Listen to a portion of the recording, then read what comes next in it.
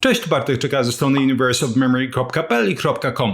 20 parę ładnych lat temu już wydarzyła się sytuacja, która niesamowicie utknęła mi w pamięci. To jest jedna z tych sytuacji, człowiek nawet nie wie, że ona będzie siedzieć dekady później jeszcze w głowie, a jednak. Moja babcia akurat wtedy pojechała do sanatorium na jakiś turnus zdrowotny, prozdrowotny i wróciwszy opowiadała mi, że pierwszego czy drugiego dnia tego turnusu poznała takiego starego Żyda, który robił furorę w tym sanatorium. Nie chodzi o furorę na zasadzie, jak to w Ciechocinku bywa z popularnymi panami, tylko potrafił czytać z człowieka. Tak to babcia ujęła. Przychodziły różne osoby, przychodzili mężczyźni, przychodziły kobiety i on potrafił spojrzeć na nich i wiedział, co się z nimi dzieje. Babcia mówiła, że potrafił popatrzeć na twarz, potrafił popatrzeć na ręce i tak dalej i potrafił powiedzieć, że na przykład ktoś ma kłopoty z krążeniem, ktoś ma kłopoty z tarczycą. I do tej pory pamiętam moją reakcję.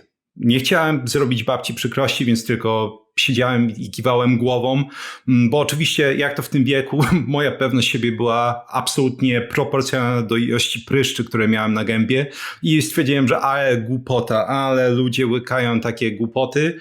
No i to jest znowu jedna z tych sytuacji, gdzie przez lata musiałem zmienić oczywiście niesamowicie zdanie, bo oczywiście jak najbardziej można czytać w człowieku.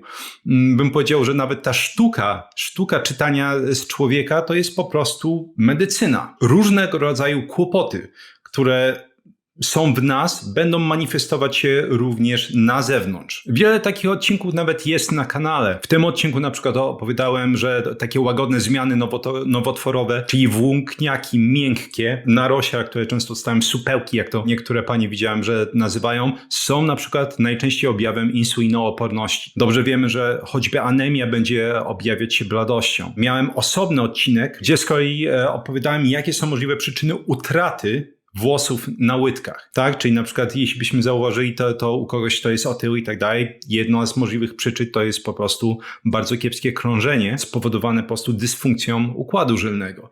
Itd. itp. Przykładów są oczywiście dziesiątki. Sednem jest natomiast to, i to jest absolutnie niesamowite, że będąc uzbrojonym w odpowiednią wiedzę, wiedząc czego szukać w człowieku, można zdecydowanie wspomóc proces diagnostyczny. Czasami nawet jeśli nie do końca nawet wiadomo, od czego zacząć diagnostykę, to może się okazać, że są różnego rodzaju poszlaki właśnie na twarzy, w jamie ustnej, albo tak jak będę opowiadać w tym odcinku i w drugiej części tego odcinka, zmiany widać również na paznokciach.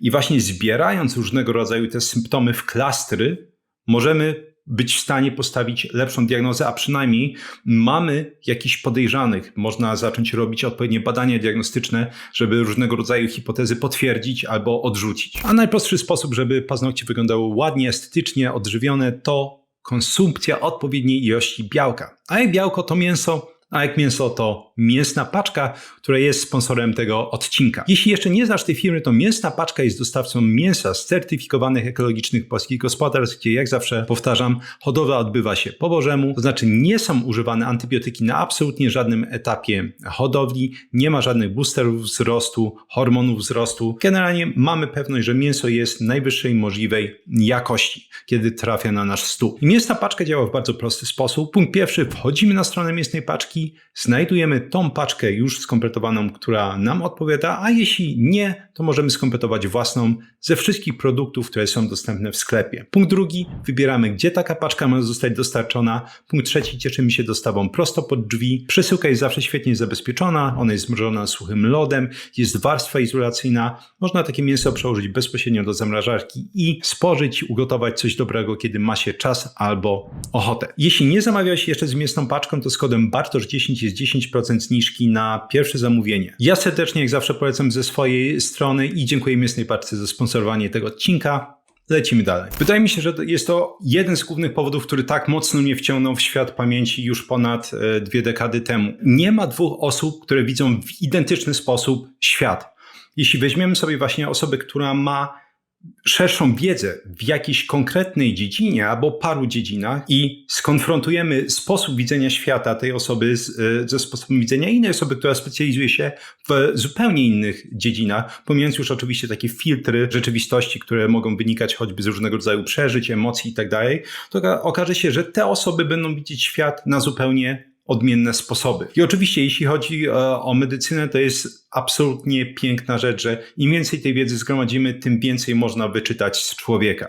A dzisiaj, jak mówiłem, skupimy się na paznokciach. Pomysł oczywiście nie jest absolutnie nowy. Tak naprawdę korzenie tego sposobu obserwacji człowieka sięgają, uwaga, starożytnych Chin i Grecji. Hipokrates był, z tego co przynajmniej udało mi się kiedyś wyczytać, pierwszą osobą, która zaobserwowała, że u osób chorych na różnego rodzaju choroby płuc występują tak zwane palce pałeczkowate, o których zresztą będę mówił w dalszej części odcinka. Nowoczesna część tej całej historii, tej części dermatologii tyczy się XIX wieku, bo właśnie wtedy dermatolodzy zaczęli kategoryzować, jakie zmiany paznokci będą występować w jakiego rodzaju chorobach.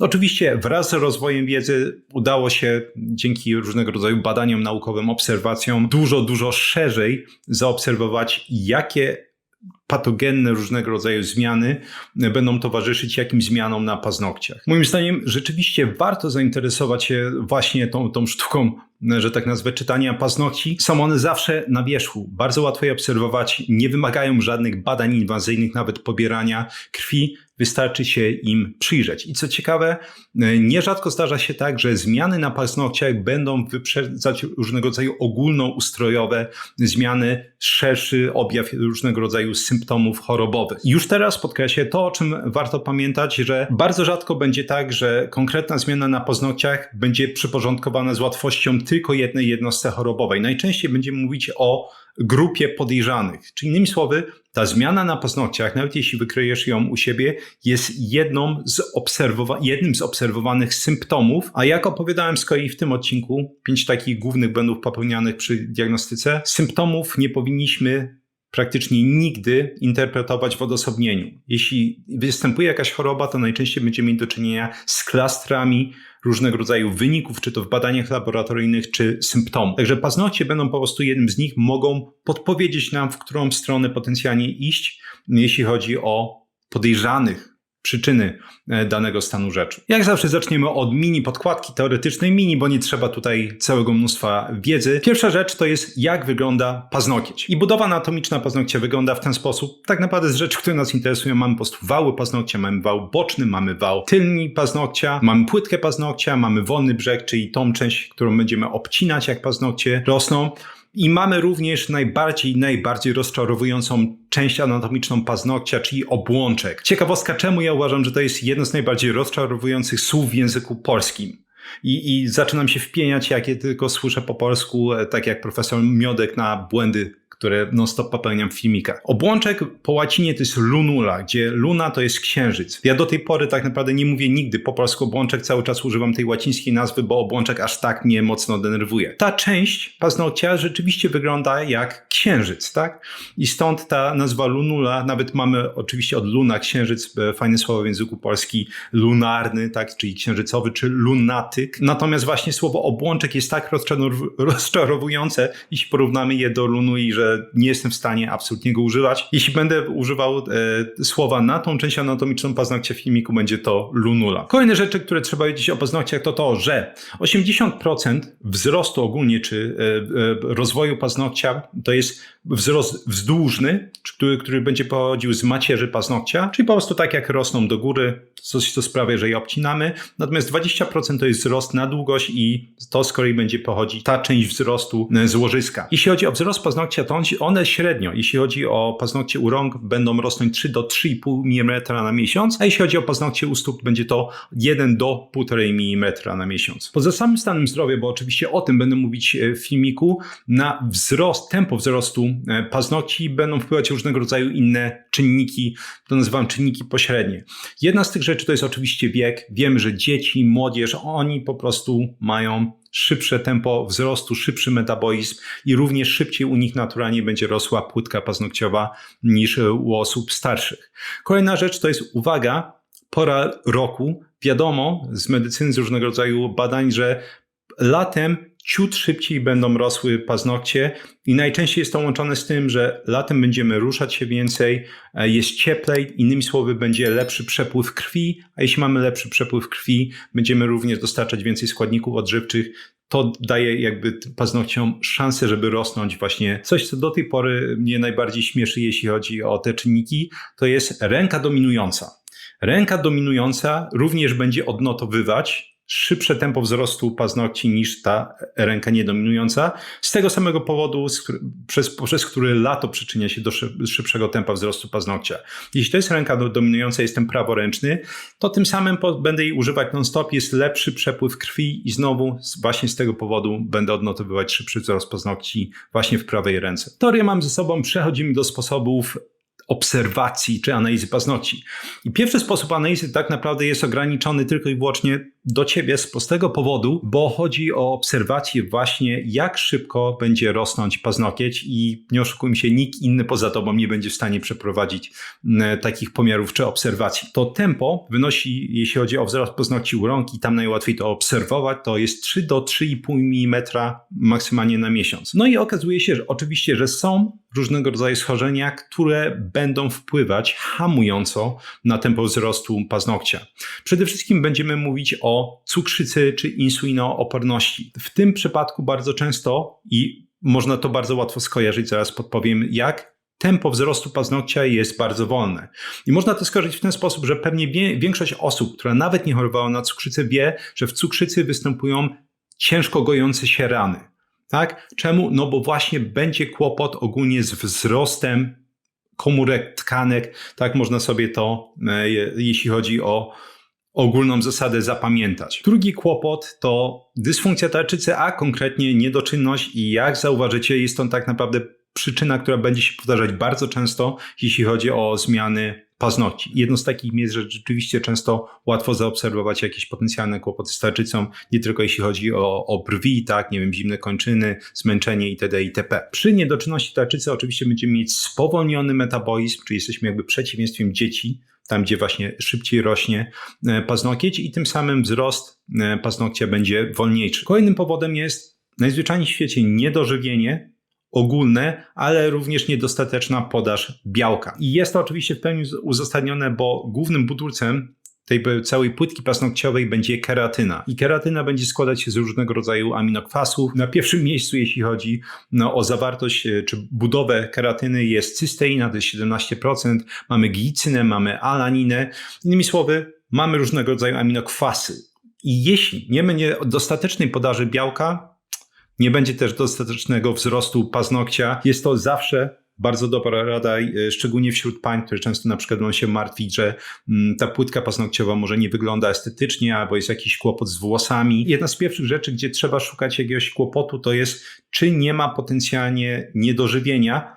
Nie tylko w tym sensie, że właśnie może być niedostateczna podaż białka, to jest oczywiście częsta przyczyna, bo non-stop powtarzam na kanale, że nasze oficjalne wytyczne mówią, że powinniśmy spożywać 0,8 grama białka na 1 kg masy ciała, co jest absolutnym nieporozumieniem. Oczywiście są też bardziej patologiczne przyczyny, takie jak choćby kłopoty z jelitami, tak? Nawet jeśli ktoś odżywia się przyzwoicie albo dobrze, ale ma kłopoty z układem pokarmowym, no to może się okazać, że będzie jakieś choćby subkliniczne niedożywienie, właśnie dlatego, że układ pokarmowy nie jest w stanie wchłaniać dostatecznej ilości składników pokarmowych. No i oczywiście absolutnym klasykiem będą zaburzenia krążenia w dowolnej postaci. Nieważne, czy to będzie na przykład zespół Raynaуда, czyli tak jak wiele osób kojarzy, że jak zaczyna się choćby robić zimno albo jest stres, tak, to niektóre palce zaczynają się robić zupełnie białe. Wrzucę to na ekran, żeby pokazać, jak to działa. Zespół Raynaуда dosyć często na przykład może poprzedzać twardzinę układową, czy diagnozę twardziny układowej, ale jakiekolwiek ogólnie kłopoty z układem krążenia, choroba Burgera, niewydolność serca mogą objawiać się w ten sposób, bo wtedy oczywiście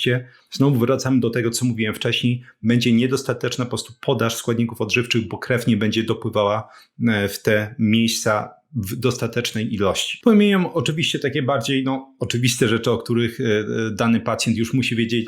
Przechodzenie chemioterapii, różnego rodzaju infekcje, jak choćby grzybica paznokci może spowolnić ich wzrost. Natomiast akurat o infekcji płytki paznokciowej będę opowiadać w drugiej części tej serii. Natomiast na ten moment to jest właśnie pierwszy sposób analizy paznokcia, obserwowanie, jak szybko wzrasta. Nie jest najbardziej praktyczny, ale jest, jeśli ktoś chce wdrożyć swoje nowo nabyte umiejętności detektywistyczne w życie. Sposób drugi to jest obserwacja, czy występują tak zwane paznokcie łyżeczkowate.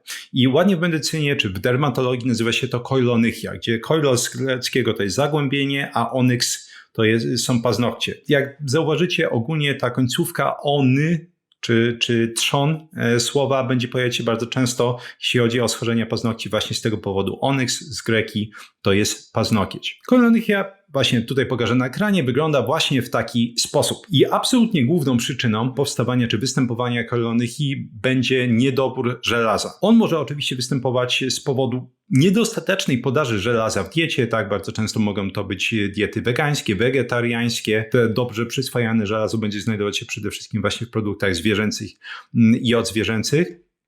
Ale będziemy mieć również przyczyny powiązane. Generalnie jakakolwiek z popularnych chorób układu pokarmowego, czyli na przykład Helicobacter pylori, tak, czyli nasza ulubiona polska, czy tak naprawdę ogólnoświatowa infekcja żołądka, przerost bakteryjny jelita cienkiego SIBO, kandydoza jelitowa, wszystkie one w mniejszym czy większym stopniu, oczywiście infekcje pasożytnicze, mogą również przyczynić się do występowania niedoboru żelaza i tym samym do koilonychii. Szacuje się, że wśród osób, które cierpią na anemię właśnie spowodowaną niedoborem żelaza, koilonychia występuje w 5,4% przypadkach. Oczywiście zawsze mówię, jeśli chodzi o te statystyki, trzeba je gdzieś tam z nutką sceptycyzmu brać, bo nikt tak naprawdę do końca nie wie. Rzadko, bo rzadka zdarza się w przypadku występowania innych niedoborów żywieniowych, na przykład niedobory miedzi, selenu, między innymi, czy nawet witaminy C. Idąc dalej, hemochromatoza, czyli innymi słowy choroba genetyczna, która będzie wpływać na zwiększone wchłanianie żelaza, również będzie objawiać się koilonychią i to częściej. Nie bez powodu mówiłem, że jakby tutaj żelazo jest głównym podejrzanym, jeśli chodzi o te paznokcie łyżeczkowate. I szacuje się, że wśród osób z hemochromatozą koilonychia występuje nawet w 49% przypadków. Widzimy paznokcie łyżeczkowate, żelazo powinno być na pierwszym miejscu, jeśli chodzi o podejrzenia. Idąc dalej, koilonychia już zdecydowanie rzadziej, ale może występować w przypadkach niedoczynności tarczycy, w przypadkach niektórych chorób autoimmunologicznych, na przykład tocznia rumieniowatego. Występuje coś takiego jak również koilonychia rodzinna, to znaczy ktoś po prostu genetycznie ma tak uformowane paznokcie.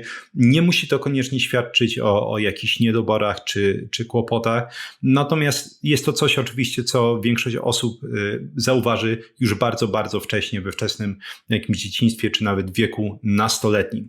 I ostatnią przyczyną, jak to często bywa z paznokciami, są one wystawione, jest ekspozycja na różnego rodzaju czynniki, traumy, takie różnego rodzaju uderzenia. To również oczywiście może wpłynąć na takie ukształtowanie paznokci. Natomiast oczywiście znowu większość osób raczej by się zorientowała, tym samym zdecydowanie łatwiej jest analizować koilonychię pod kątem właśnie tych kłopotów medycznych, o których wspominałem. Trzecia rzecz, którą można zaobserwować, jeśli chodzi o paznokcie, to wada, o której wspominałem już na samym początku, czyli tak zwane palce albo paznokcie pałeczkowate. I nazwa nie jest przypadkowa, bo jak można zobaczyć na ekranie, rzeczywiście ogólnie palce i paznokcie przypominają pałeczki. Skąd to się bierze? Pierwsze, co powinno tutaj przychodzić do głowy, jeśli chodzi o, bym powiedział, jakiś motyw przewodni, to jest niedotlenienie. W momencie, w którym będzie występować niedotlenienie w organizmie, mogą pojawić się palce pałeczkowate. Jakie są tutaj powody? Może to być międzybłoniak opłucny, może to być sarkoidoza, może mieć do czynienia z śródmiąższowym zapełnieniem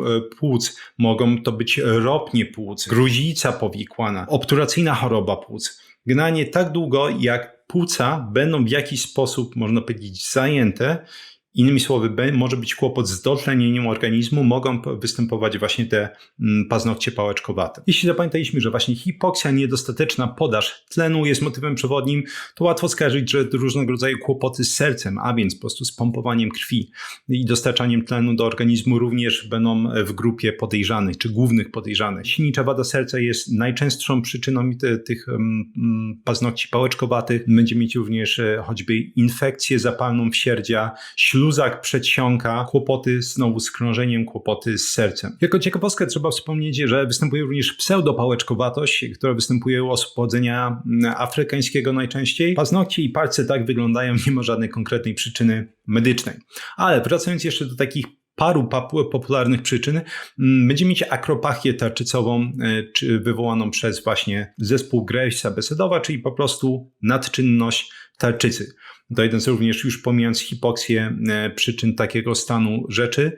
Choroba leśniewskiego krona, czyli jedna z takich dwóch najpopularniejszych tuż obok wrzodziejącego zapalenia jelita grubego, chorób jelita grubego przede wszystkim, marskość wątroby, zespół płucno-wątrobowy, czyli powikłanie marskości wątroby. I to są główne przyczyny posiadania tych właśnie palców czy paznokci pałeczkowatych. Kolejny taki kłopot strukturalny, tym razem już czwarty, to jest hapalonychia. I nie bez powodu mówiłem, że te onychie, one będą występować często. Hapalos tym razem znaczy miękki i hapalonychia to jest właśnie ekstremalne zmiękczenie płytki paznokciowej. Nie trzeba chyba wspominać, płytka paznokciowa jest zwyczajnie twarda, jeszcze raz jest zbudowana przede wszystkim z keratyny, którego to głównym składnikiem jest aminokwas siarkowy cysteina. To ma być twarde. W określonych warunkach, które sobie właśnie zaraz opiszemy, paznokcie mogą bardzo, bardzo mocno miękkość, są najczęściej również wtedy bardzo cienkie. Przyczynami są przede wszystkim niedobory. Pierwszym niedoborem takim klasycznym to będzie niedobór żelaza, o którym już mówiliśmy. Żelazo, tak samo jak niedoczynność tarczycy, powtarza się, jeśli chodzi o czynniki wywołujące kłopoty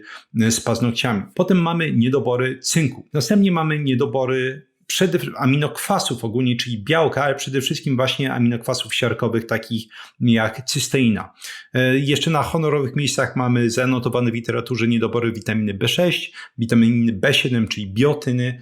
Wiele osób na przykład kojarzy oczywiście, że często poleca się skrzyp, tak, czy biotynę w momencie, w którym ktoś ma kiepskie włosy i kiepskie paznokcie. Więc niedobory witaminy B6, niedobory witaminy B7, również niedobory witaminy A i witaminy E. I znowu wracamy do tego samego, co mówiłem wcześniej. Może powodem jest po prostu deficytowa dieta, nie można tego wykluczyć. Jednak ciut częściej zdarza się, że powodem jest jakaś choroba układu trawiennego. Czyli ponownie można powtórzyć SIBO, tak, przez bakteryjny jelita cienkiego, kandydoza jelitowa, infekcje pasożytnicze, zajęcie żołądka przez Helicobacter pylori. A we wszystkich tych przypadkach, szczególnie jeśli te infekcje będą rozległe, może dojść po prostu do upośledzenia wchłaniania składników odżywczych. Jeśli ktoś ogólnie ma kiepską dietę i ma taką infekcję, no to już szanse na to, że to objawi się na wiele różnych sposobów, również zewnętrznie, tak, czy to włosy, paznokcie, twarz, jest naprawdę dużo. Istnieją również powody przyziemne, czyli po prostu zbytnie katowanie paznokci, choćby manicure, lakierami różnego rodzaju. Nie zdarza się to często, ale zdarzyć się zdecydowanie może. Wracając do innych powodów takich częstych, znowu mamy do czynienia z cukrzycą, po prostu mamy ten czynnik, który będzie upośledzać ogólnie wzrost tej płytki paznokciowej, również, tak jak sobie mówiliśmy, złożyska, czy inna grubość. Dlatego te paznokcie też będą bardziej rozmiękczone. Będzie mieć niedoczynność tarczycy, również zdarza się, że jest to niedoczynność przysadki. Może się to również zdarzyć w przypadku wystąpienia łuszczycy paznokci, jeszaja płaskiego, też niektórych leków, znowu może być to chemioterapia, używanie retinoidów, na przykład wśród osób, które będą stosować je na trądzik. W przypadku rzadko znowu, ale zdarza się zatrucia metalami ciężkimi. Piąta rzecz, którą można wypatrywać, jeśli chodzi o paznokcie, to onycholiza. I onycholiza będzie charakteryzować się oddzieleniem się płytki paznokciowej od łożyska. Najczęściej zaczyna się to od wolnego brzegu, czyli przypominam tej części paznokcia, którą obcinamy, jak paznokcie urosną zbyt długie. I to oddzielenie właśnie następuje mniej więcej przy wolnym brzegu i zaczyna jakby stępować w głąb paznokcia, zmierzając w stronę lunuli. Tutaj nie zawsze należy wypatrywać konkretnie jakiejś przyczyny medycznej. Bardzo częstą powodem pojawienia się onycholizy będzie uraz mechaniczny, tak, czyli na przykład uderzenie młotkiem, piłowanie, kiedy no właśnie niechcący nawet uda się podważyć. Jeśli chodzi o paznokcie u nóg, może się zdarzyć, że ktoś na przykład nawet piłkę będzie zbyt często kopać i teraz ta płytka paznokciowa będzie na tyle często podważana, że no właśnie, doprowadzi to do onycholizy. Idąc dalej, będziemy mieć oczywiście powody medyczne. Powodem może być atopowe zapalenie skóry, liszaj płaski jest w miarę częstym powodem, grzybica paznokci również będzie występować oraz łuszczyca paznokci. Chyba jeśli chodzi o te czysto dermatologiczne przyczyny, najczęściej będzie to właśnie łuszczyca paznokci. Znowu mamy cukrzycę jako potencjalny powód, znowu mamy niedobory żelaza jako potencjalny powód, znowu mamy niedoczynność tarczycy jako kolejny powód. To są te rzeczy, które jak zauważyliście bardzo często się powtarzają, jeśli chodzi o tak naprawdę przyczyny wielu takich strukturalnych wad paznokci. Natomiast jeszcze nowością tutaj, żeby było coś ciekawszego, jest łuszczyca stawów. Ona również właśnie może doprowadzać do onycholizy. I żeby było jeszcze ciekawiej, są leki, które potencjalnie mogą wywoływać onycholizę jako efekt uboczny.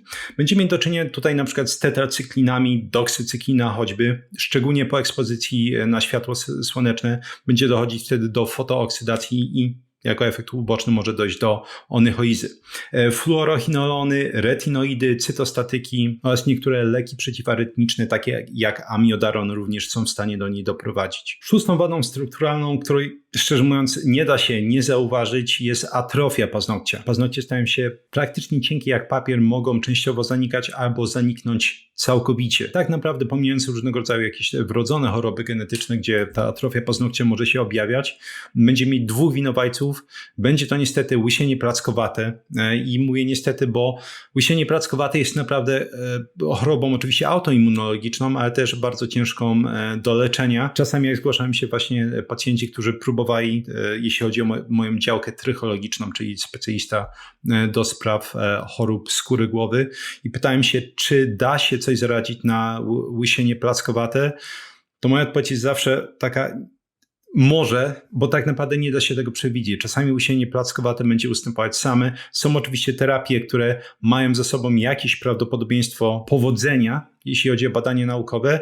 Natomiast oczywiście są też różnego rodzaju sygnały, które mogą dawać potencjalnie nam szansę przewidzenia, że nie będzie reakcji. To łysienie plackowate będzie bardzo ciężkie do leczenia i właśnie nie bez powodu do tego nawiązuję.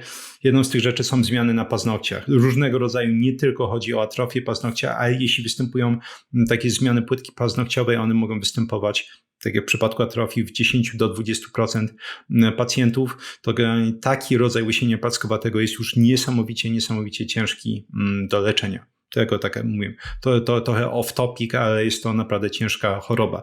Jest tylko jedna teraz grupa leków, o której może gdzieś tam wspomnę w innym odcinku, która daje całkiem dobre szanse wyleczenia, ale koszty terapii miesięcznie sięgają, nie wiem czy to się zmieniło, ale to było 4-5 tysięcy złotych miesięcznie. Tak naprawdę cena jest dla absolutnej większości osób zaporowa. Ale wracając, więc mamy łysienie plackowate i jeszcze liszaj płaski również jest w stanie przyczynić się właśnie do atrofii paznokcia. Rzeczymi przyczynami mogą być skrajne przypadki niedożywienia, co jeszcze raz nie zdarza się praktycznie w ogóle, ale oczywiście zdarzyć się może.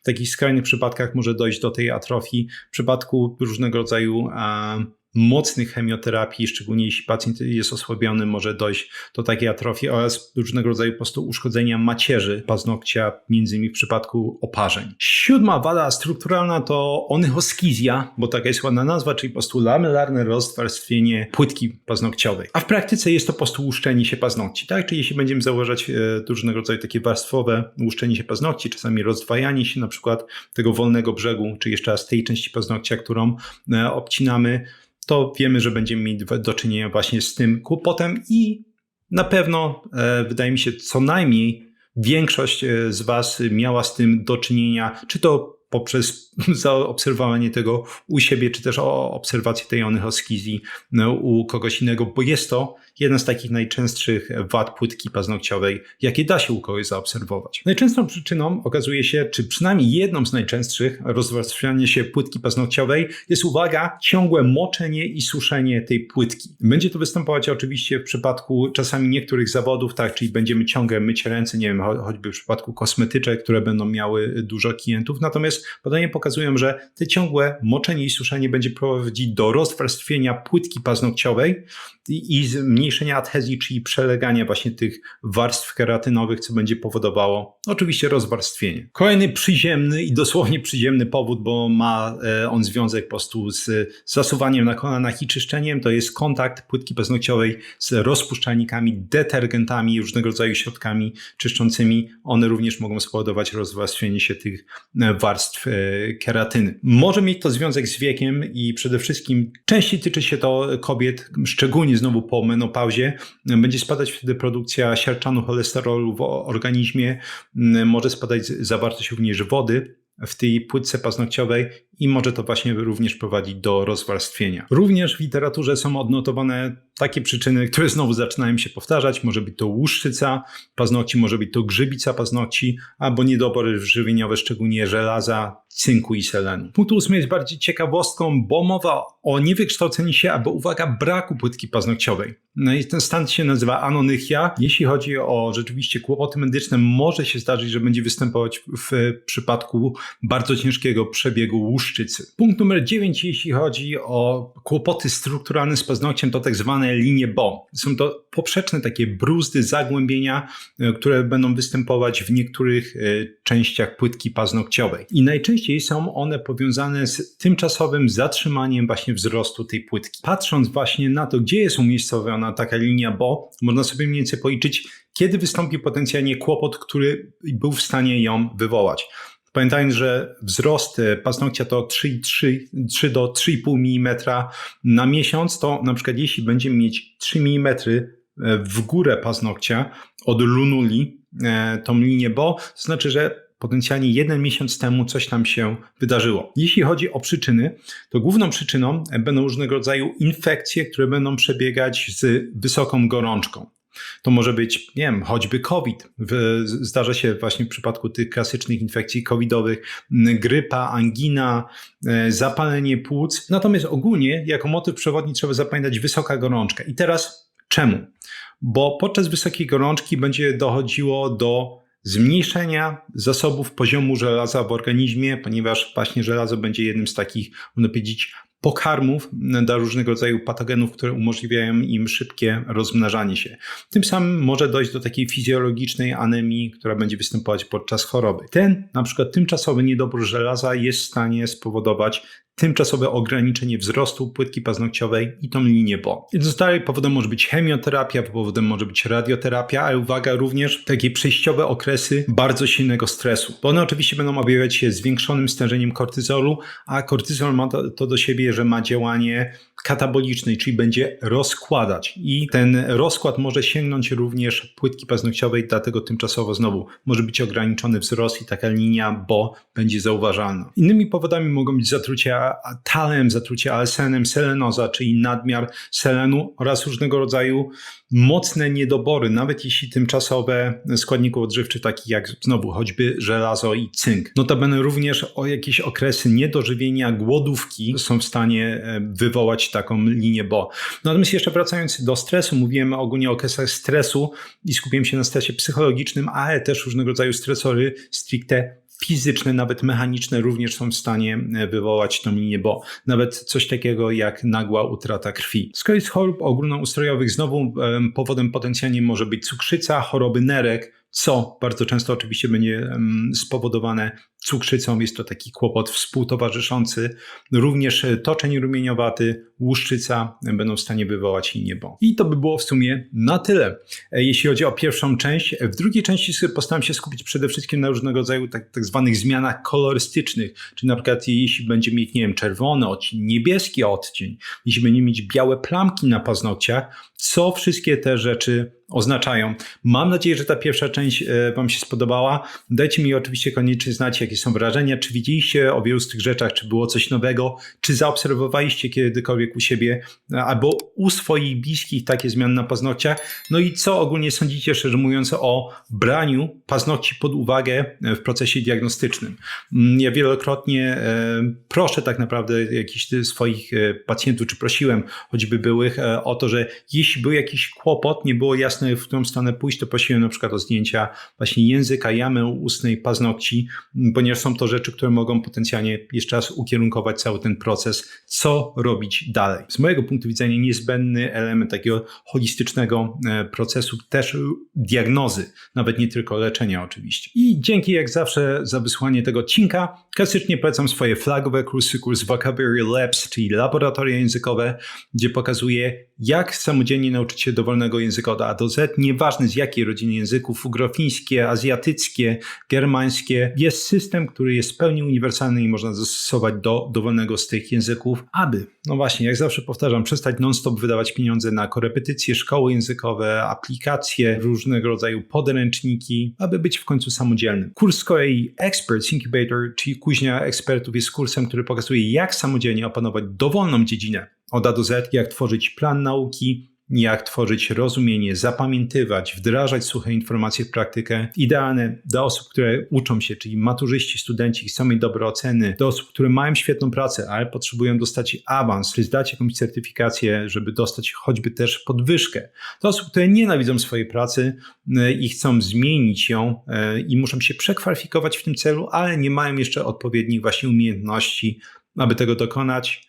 No i na końcu dla osób takich jak ja choćby, czyli dla osób, które chcą więcej zapamiętywać z tego, co czytają, chcą więcej zapamiętywać z tego, co słuchają. No i na końcu kurs o jeden włos za daleko, który pokazuje, jak zatrzymać i odwracać łysienie androgenowe zarówno u pani, jak i u panów, jak diagnozować telogenowe wypadanie włosów i je eliminować, tak, żeby szczególnie to jest zauważane u osób, które no właśnie widzą, że lecą po 50-100 włosów dziennie. Najczęściej jest jakaś przyczyna medyczna i kurs również pozwala ją wykryć, oczywiście między innymi z moją pomocą.